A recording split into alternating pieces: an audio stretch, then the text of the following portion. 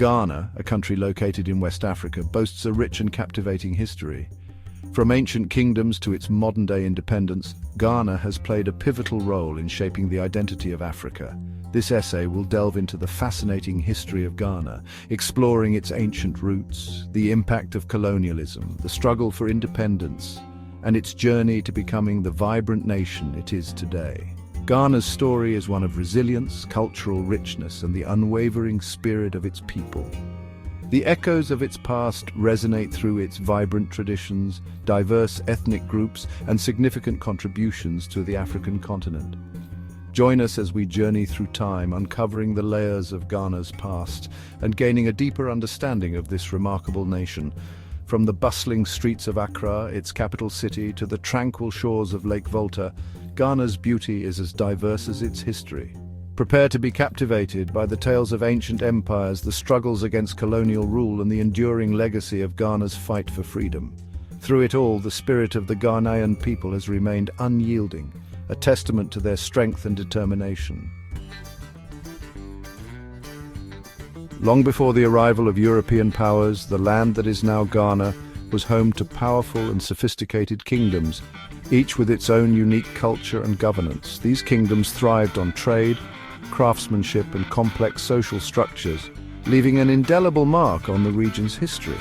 Their bustling marketplaces were hubs of activity where traders and craftsmen showcased their skills and wares. One of the most prominent of these ancient kingdoms was the Ashanti Empire, which rose to prominence through strategic alliances and military strength. Known for their military prowess and intricate goldwork, the Ashanti people established a vast empire that dominated much of present-day Ghana. Their warriors were feared, and their gold artifacts were highly prized. Their legacy continues to inspire awe and admiration, with their traditional kente cloth and adinkra symbols remaining important aspects of Ghanaian culture. These symbols and patterns tell stories of their ancestors and convey deep meanings. Another significant kingdom was the Kingdom of Denkyira, known for its gold mines and strategic location along trade routes. This kingdom played a crucial role in the regional economy. Denkyira's wealth and influence made it a major player in the region's political landscape. Its traders were known far and wide, and its gold artifacts were symbols of its prosperity. The kingdom's rise and fall are intertwined with the Ashanti Empire, with whom they had both alliances and conflicts. These interactions shaped the history and dynamics of the region. These ancient kingdoms were not only powerful entities, but also centers of art, culture, and trade. Their influence extended beyond their borders, impacting neighboring regions. The Ashanti, in particular, were renowned for their craftsmanship, with their goldsmiths creating exquisite pieces that are still admired today. Their techniques and designs have been passed down through generations. The intricate designs and symbolism woven into their kente cloth reflect their rich cultural heritage. Each pattern and color holds significance, representing various aspects of their history and beliefs. The arrival of European powers on the shores of West Africa in the 15th century marked a significant turning point in Ghana's history. This era heralded the beginning of a new and tumultuous chapter, one that would forever alter the social, economic, and cultural fabric of the region. The Portuguese, followed by other European nations, established trading posts along the coast, initially drawn by the abundance of gold and other valuable resources. These trading posts soon became bustling centers of commerce, where goods and cultures were exchanged. However, the focus soon shifted to a much darker and more sinister trade, the transatlantic slave trade. This trade would become one of the most tragic and inhumane chapters in human history, characterized by unimaginable suffering and brutality. This abhorrent practice would have a devastating impact on Ghana and the entire African continent, leaving an indelible scar on its history. The landscapes, once vibrant with life and activity, became desolate and empty as countless individuals were forcibly taken from their homeland. European powers, seeking cheap labor for their plantations in the Americas, exploited existing rivalries among African kingdoms, fueling conflict and instability. These rivalries were often exacerbated by the Europeans, who manipulated local leaders and communities to their advantage. They traded guns, textiles, and other goods in exchange for captured Africans, who were then subjected to the horrors of the Middle Passage and forced into slavery. The journey across the Atlantic was fraught with peril, and many did not survive the grueling conditions on the ships. The coastal regions of Ghana became major hubs in this inhumane trade, with castles and forts such as Cape Coast Castle and Elmina Castle, serving as holding points for enslaved Africans before their perilous journey across the Atlantic. These structures stand today as somber reminders of this dark period. The transatlantic slave trade had a profound and lasting impact on Ghana. Entire villages were emptied and the social fabric of communities was torn apart. The loss of so many people had a ripple effect, affecting every aspect of life in the region. It decimated populations, destroyed families, and disrupted traditional social structures. The trauma of this period is still felt today as the descendants of those who were enslaved continue to grapple with the legacy of their ancestors' suffering. The trade also fueled conflict and instability as kingdoms were pitted against each other in their quest for power and wealth. This internal strife further weakened the region, making it more vulnerable to external exploitation. The legacy of this dark chapter in human history continues to haunt Ghana and the African diaspora, serving as a reminder of the resilience of the human spirit and the importance of fighting against all forms of oppression. Today, memorials and commemorations serve to honor those who suffered and to educate future generations about the atrocities of the past. As the transatlantic slave trade declined in the 19th century, European powers, driven by imperial ambitions, sought to establish formal colonies in Africa. Britain, with its growing industrial might, set its sights on the Gold Coast, as Ghana was then known. The British, through a combination of diplomacy, treaties, and military force, gradually expanded their control over the region, encountering resistance from various Ghanaian groups along the way.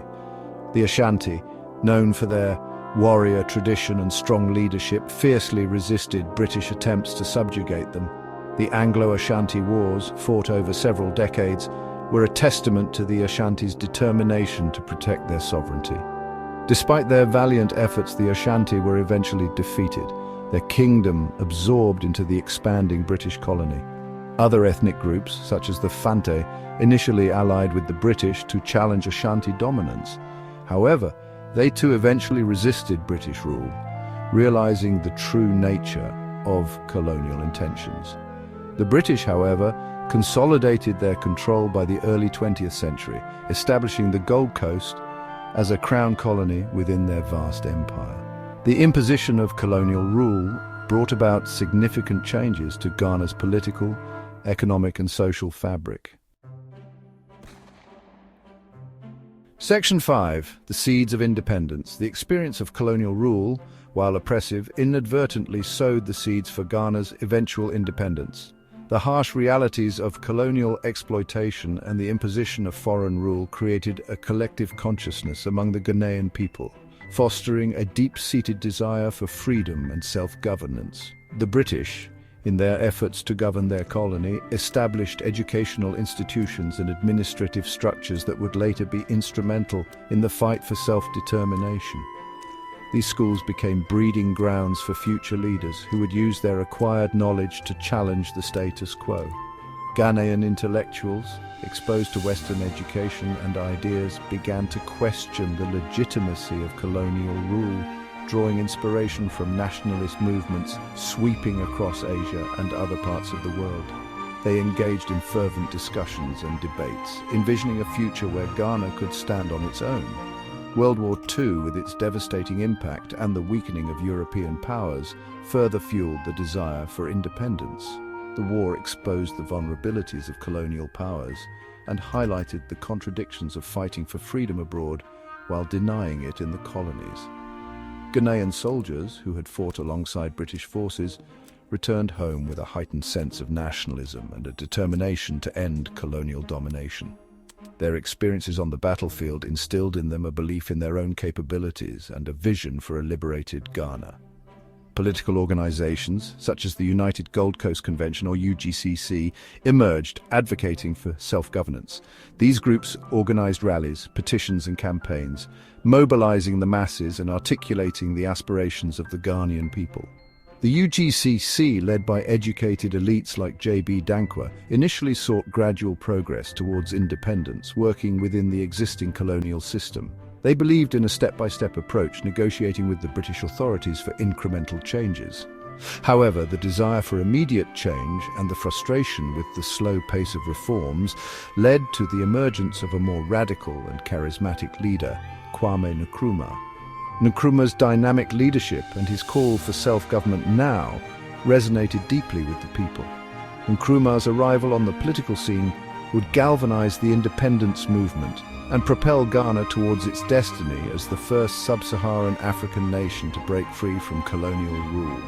His vision and determination inspired a generation, leading to the historic moment when Ghana finally achieved its long-awaited independence.